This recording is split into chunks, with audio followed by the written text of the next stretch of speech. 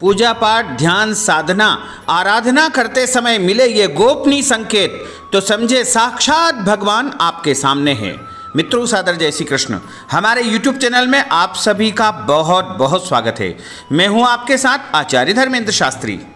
आज हम आपको बताएंगे कि जब हम पूजा पाठ, साधना, आराधना करते हैं या ध्यान करते हैं, मंत्र जाप करते हैं, ऐसे समय में यदि हमको कोई संकेत प्राप्त होते हैं तो उनका अर्थ क्या होता है।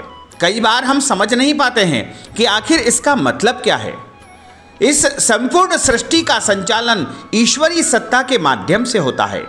ईश्वर सर्वव्यापी है, प्रत्येक जगह उपस्थित रहते हैं।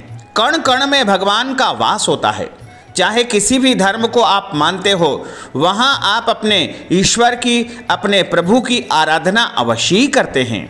सभी लोग ईश्वर की शक्ति को जानते हैं, मानते हैं, पहचानते हैं, लेकिन ईश्वर का साक्षात्कार होना बड़ा मुश्किल माना जाता है, क्योंकि ईश्वर का साक्षात्कार उसी को होगा जिसके मन में उनके प्रति सच्ची लगन होगी, श्रद्धा होगी, भक्ति होगी, भावना होगी तथा विश्वास होगा। इन सब विषयों का होना एक भक्त के लिए आवश्यक होता है। प्रत्येक घरों में पूजा का स्थल होता है और अलग से पूजा स्थल भी बनाए जाते हैं। घर में मंदिर होता है या छोटा घर है तो उसमें अलग ही भगवान का स्थान रहता है। यानी किसी न किसी रूप में प्रत्येक घर में, व्यावसायिक स्थलों में, फैक्ट्रियों में, सभी जगह देवी देवताओं के लिए स्थान बनाए जाते हैं। वास्तु के अनुसार वैसे तो घर के पूरब और उत्तर के कोना जो होता है, जिसे ईशान कोण कहा जाता है, उसमें देवता का स्थान सर्वोत्तम माना गया है। और देवता का जो मुंह है वो आप किसी भी दिशा में कर सकते हैं, उसमें कोई दोष नहीं है, क्योंकि भगवान तो सर्वशक्तिमान है, सर्वव्यापी है। उनके मुख से किसी भी प्रकार की उनको कोई क्षति या कष्ट नहीं पहुंचेगा। लेकिन ध्यान ये रखना है कि जब पूजा करने वाले का मुंह एक सही दिशा में होगा तभी उसे सकारात्मक ऊर्जा प्राप्त हो सकेगी। पूजा करने वाले का मुंह हमेशा पूर्व की तरफ सबसे श्रेष्ठ माना जाता है। तो कोशिश करिएगा कि पूर्व दिशा में आप भगवान को बिठाएं और उनका मुंह पश्चिम दिशा की ओर हो, तभी आपका मुंह पूर्व की ओर होगा। और दूसरी जो शुभ दिशा होती है वह होती है उत्तर दिशा। उत्तर दिशा की तरफ भी मुंह करके पूजा करने से सबसे उत्तम फलों की प्राप्ति होती है। इसलिए यदि आप पूजा स्थल उत्तर दिशा में भी बनाते हैं तो भी कोई दोष नहीं है। लेकिन अब आप कहेंगे कि उत्तर दिशा में जब हम भगवान को बिठाते हैं तो उनका मुंह तो दक्षिण की ओर हो जाता है। तो इस बारे में आप निश्चिंत हो जाइए कि भगवान का मुंह आप चारों दिशाओं में कहीं भी कर सकते हो, इसमें कोई दोष या संशय बिल्कुल नहीं है। लेकिन आपका जो मुंह है वो सबसे श्रेष्ठ दिशा है, पूर्व दिशा की ओर होना चाहिए या फिर उत्तर दिशा की ओर होना चाहिए। भगवान का मुंह आप किसी भी दिशा में कर सकते हैं। इसके अलावा सबसे महत्वपूर्ण बात यह है कि जब हम पृथ्वी पर बैठ करके जब तब साधना, आराधना, पूजा करते हैं तो हमारे जो पुण्य होते हैं वो पृथ्वी के अंदर समा सकते हैं। इसलिए आप यह ध्यान रखें कि किसी भी चौकी के ऊपर लकड़ी का पटा हो, उसके ऊपर आप बैठिए, कुशा का आसन हो उसके ऊपर बैठिए, ऊनी आसन हो उसके ऊपर बैठिए, कपड़े का आसन हो उसके ऊपर बैठिए, या कंबल का आसन हो उसके ऊपर बैठिए, या कोई भी ऐसा आसन हो जिससे आपकी ऊर्जा पृथ्वी में न जाए, ऐसे आसन पर बैठकर पूजा पाठ, साधना और आराधना करना चाहिए। दूसरी बात यह है कि जब आप पूजा करने बैठते हैं तो सबसे पहले आपको स्वयं के मस्तक पर तिलक लगाना चाहिए। लोग कहते हैं कि नहीं, पहले भगवान को तिलक लगाएं उसके बाद स्वयं तिलक लगाएं। ऐसा नहीं है, क्योंकि जब आप स्वयं तिलक लगाएंगे तो आपके अंदर एक सकारात्मक ऊर्जा रहेगी और उस ऊर्जा के माध्यम से आप देवता की आराधना करेंगे तो आपको उत्तम परिणाम प्राप्त होंगे। शास्त्रों में लिखा है कि देवो भूत्वा देवम यजेत, यानी देवता की अर्चना करने से पहले स्वयं देवता बनना चाहिए, तभी देवताओं की आराधना आप अच्छे मन से कर सकेंगे। स्वयं तिलक लगाएं और यदि आप शिखा यानी अपनी चोटी रखते हैं, जैसे ब्राह्मण लोग शिखा रखते हैं, तो चोटी में ग्रंथि भी लगाना चाहिए, पवित्रीकरण करना चाहिए, जल अपने ऊपर छिड़कना चाहिए। और इसके बाद पूजन का कार्य आरंभ करना चाहिए। हमें से यह ध्यान रखना है कि जो दीपक आप पूजा स्थल पर लगाते हैं उस दीपक को भगवान के दाहिने ओर रखना चाहिए, यानी सीधे हाथ की तरफ, भगवान के सीधे हाथ की तरफ दीपक का प्रज्वलन करना चाहिए। और धूप बत्ती आदि जो है वो आप कहीं पर भी लगा सकते हैं। और जैसा कि अभी एक भ्रांति कई दिनों से है और वाकई में वह सही भी है कि अगरबत्ती नहीं जलाना चाहिए। अगरबत्ती चूँकि बांस से बनती है, बिना बांस वाली यदि अगरबत्ती आपको मिलती है तो उसका आप प्रयोग कर सकते हैं, लेकिन बांस वाली अगरबत्ती का प्रयोग नहीं करना चाहिए, क्योंकि बांस को जलाने से वंश की जो है हानि होती है। इसलिए बांस की अगरबत्ती का प्रयोग नहीं करना चाहिए। इसके लिए सबसे अच्छा रहेगा कि आप पूजा में धूप बत्ती का ही प्रयोग करें तो अति उत्तम रहेगा। साथ ही भगवान कृष्ण को तुलसी पत्र चढ़ाना चाहिए और भगवान गणेश जी को दूर्वा चढ़ाना चाहिए। भगवान शंकर जी को बिल्व पत्र चढ़ाना चाहिए। इसी के साथ भगवान शंकर जी को शमी पत्र भी चढ़ते हैं तथा गणेश जी को भी शमी पत्र चढ़ते हैं। तो हम प्रायः क्या करते हैं कि जब भगवान को भोग लगाते हैं तो भगवान के सामने जो भोग है उसमें तुलसी पत्र रख करके आसपास जल फेर देते हैं, लेकिन ऐसा करना बिल्कुल गलत है। वो इसलिए कि हमारे देवताओं में गणेश जी भी वहाँ पर हमारे घर के मंदिर में विराजित रहते हैं। ऐसे में यदि हम तुलसी पत्र रख करके संपूर्ण भोग देवताओं को अर्पित कर देंगे तो गणेश जी उस भोग को ग्रहण नहीं करेंगे, क्योंकि गणेश जी को तुलसी पत्र चढ़ाना भी नहीं चाहिए और तुलसी पत्र वाला भोग अर्पण भी नहीं करना चाहिए। तो संपूर्ण पूजा आप अपनी आस्था, श्रद्धा और भक्ति के साथ में प्रतिदिन संपन्न करें। साथ ही जब पूजा संपन्न हो जाए तो जो आसन जिसके ऊपर आप बैठे हैं उसके नीचे थोड़ा सा जल डाल करके उस स्थान की मिट्टी का जो है अपनी दोनों आँखों के ऊपर और तिलक स्थान पर लगाना चाहिए, यानी थोड़ा जल डाल करके उस पृथ्वी के जल को स्पर्श करके अपनी आँखों को और तिलक स्थान पर लगाना चाहिए। ऐसा करने से हमारे द्वारा जो भी हमने पुण्य किए हैं वो हमारे पास ही रहेंगे। यदि आप इस प्रकार से कार्य नहीं करेंगे तो आपके पुण्य इंद्र देवता चुरा कर ले जाएंगे और आपको पूजन का पुण्य प्राप्त नहीं होगा। तो यदि आप किसी भी प्रकार का कोई पूजन पाठ करते हैं, मंत्र जाप करते हैं, अनुष्ठान करते हैं, साधना करते हैं, आराधना करते हैं, तो अपने आसन के नीचे थोड़ा सा जल डाल करके दोनों नेत्रों और तिलक स्थान पर अनिवार्य रूप से आपको लगाना चाहिए, नहीं तो आपके सारे पुण्य कर्म इंद्र देवता चोरी कर ले जाएंगे। प्रत्येक मनुष्य अपने जीवन में चाहे कितना भी व्यस्त क्यों न हो, लेकिन वह भगवान की पूजा आराधना के लिए एक न एक बार समय अवश्य निकालता है।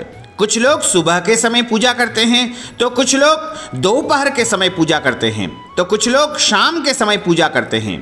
तो वैसे तो भगवान की पूजन का त्रिकाल समय बताया गया है, इसीलिए शास्त्रों में त्रिकाल संध्या का वर्णन किया गया है।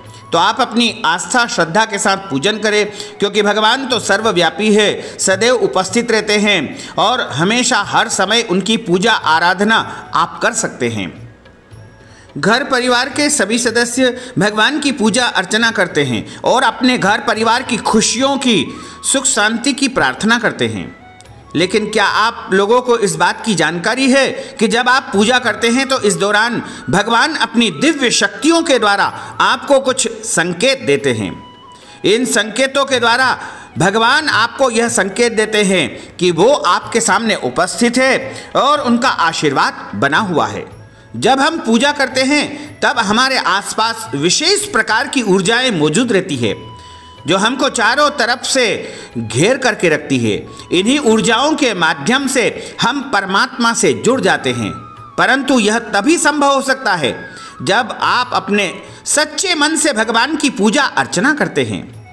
आज हम आपको इस वीडियो के माध्यम से यह बता रहे हैं कि ऐसे कौन कौन से संकेत पूजा करते समय आपको प्राप्त होते हैं जिनसे आपको ये अनुभूति हो, ये आभास हो कि ईश्वर आपसे प्रसन्न है और आपकी दी हुई पूजा को वो स्वीकार कर रहे हैं तथा आपके सामने साक्षात उपस्थित हो गए हैं। तो ये जो संकेत है ये हम आपको बता रहे हैं, इनको ध्यानपूर्वक सुनिएगा। जब व्यक्ति अपने घर के मंदिर में पूजा पाठ करता है तो उस दौरान दीपक अवश्य जलाता है। अगर आपके द्वारा जलाए गए दीपक की जो ज्योति है, लो है, वो बार बार तेजी से बढ़ रही है या ऊपर की ओर अधिक उठ रही है, तो समझ लेना कि भगवान आपके सामने है और आपके द्वारा दी गई पूजा को उन्होंने स्वीकार कर लिया है।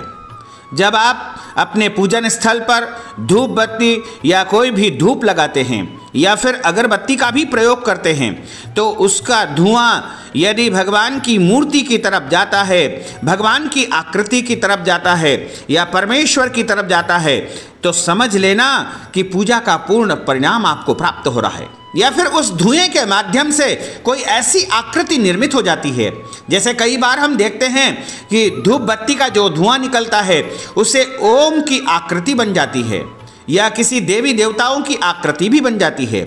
ऐसे में आप समझ लेना कि भगवान आपके सामने हैं और वह स्वयं आपकी पूजा को स्वीकार करने आ चुके हैं। लेकिन कई बार ऐसा होता है कि हम भगवान की पूजा अर्चना करते हैं और धूप बत्ती आदि प्रज्वलित करने के पहले ही हमको एक मधुर सुगंध की प्राप्ति होने लगती है और चारों तरफ एक दिव्य खुशबू आने लगती है। ऐसा समझना कि साक्षात भगवान आ चुके हैं और आपकी पूजा को स्वीकार करेंगे।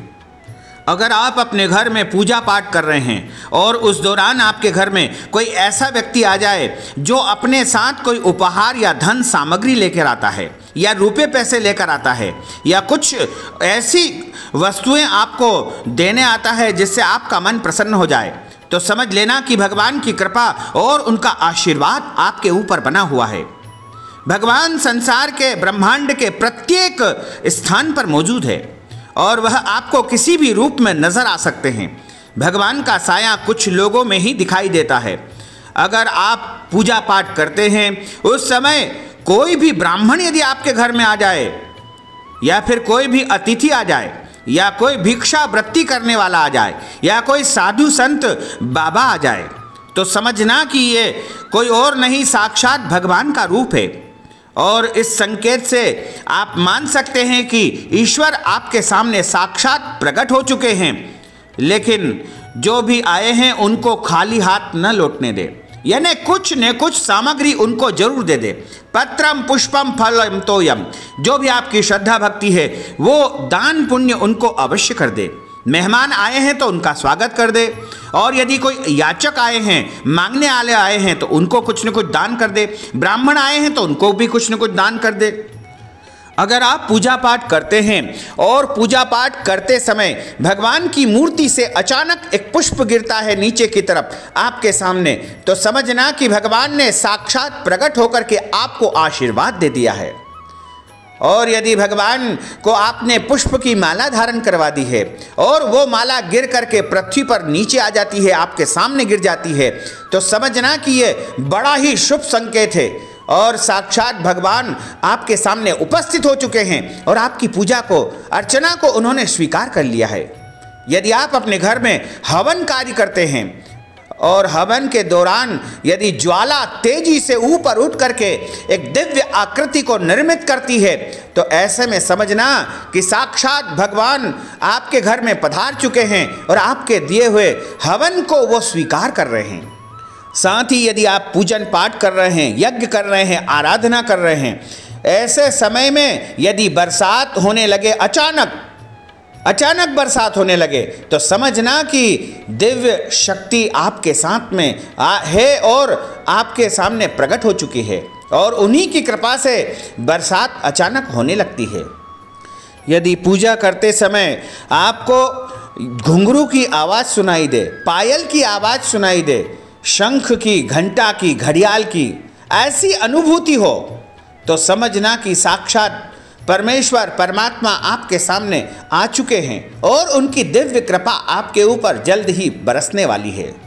जब आप पूजा कर रहे हैं ऐसे समय में आपके पास कोई ऐसा संदेश आता है कि आपको अमुक अमुक कार्य मिल चुका है या ऐसा ऐसा फ़ायदा आपको हो चुका है या इतना इतना पैसा आपको मिलने वाला है या फिर अमुक अमुक नौकरी आपको मिलने वाली है या विवाह का कोई संदेश या अन्य कोई भी ऐसी सूचना जो आपको पूजा करते समय यदि प्राप्त हो तो समझना कि यह दिव्य शक्ति का एक संदेश है।